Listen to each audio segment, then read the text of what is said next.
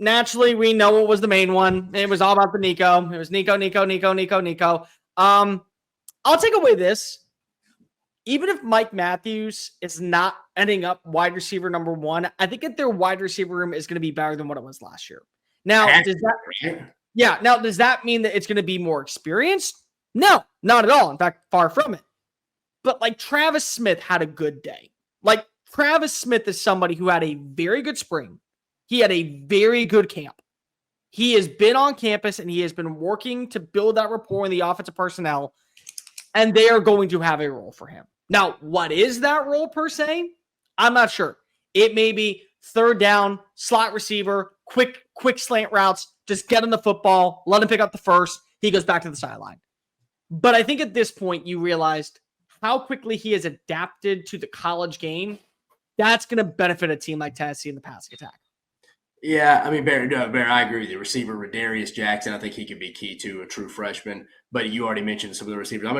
I'm gonna take the low hanging fruit and just again on defense. Again, they had a lot of guys out. I mean, Arian Carter didn't participate. Jamon McCoy was out. I think Ricky Gibson was sick. So I mean, I think again, I saw people were wondering if he was hitting the port, but I saw somebody post, one of Tennessee's guys, say no, he was just sick from what we heard. But Jake Mertlinger, if that's the guy going into the season for Tennessee, I think it significantly lowers the ceiling of this team. Sure. I'm not ready to say floor yet, but I'm going to say ceiling absolutely. Like, that would really hurt you. Again, I know it's one practice. I did not see any – again, I didn't even see the full orange and white game, if I'm being honest with you. No one did, unless you were there. But Mertlinger can't be the answer. I mean, I think we all know that. I think Josh Heupel knows that. George McIntyre could be a really good player down the line. I don't think he's ready. Tennessee definitely has to go get a quarterback in the portal, even if it's a guy that is just going to come compete for the job, because you have to have some kind of healthy competition there. Just watching Mertlinger again, I wasn't his biggest fan out of high school either. A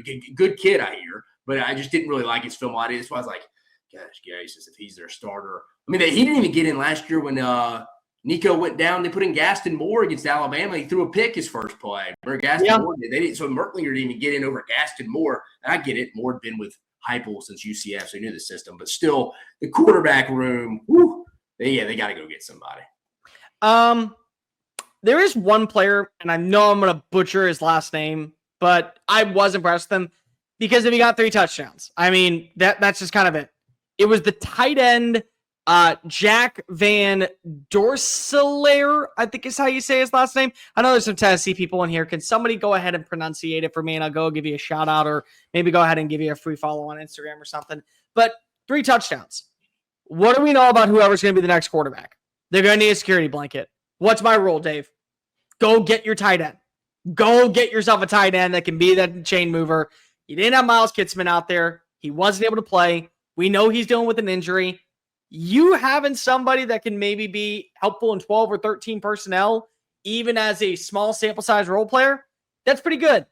I think that, I know that you kind of talked about how Georgia was the one that you came away with, like, maybe not the most questions about, but definitely, like, you didn't have as much intel with it with Florida. It was Florida was kind of the one that, because Florida, it was just a bunch of the freshmen stood out, which is good. Yeah.